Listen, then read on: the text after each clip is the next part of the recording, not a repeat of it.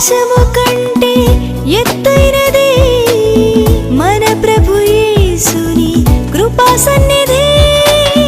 ఆకాశము కంటే ఎత్తైనది మన ప్రభు యేసుని కృపా సన్నిధి. ఆ సన్నిధే మనకు జీవమిచ్చును, గమ్యమునకు చేర్చి జయమిచ్చును.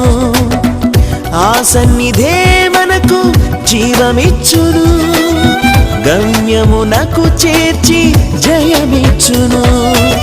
ప్రభు సన్నిధిలో ఆనందమే ఉల్లాసమే అనుదినం. ప్రభు ప్రేమలో నిస్వార్థమే వాత్సల్యమే నిరంతరం.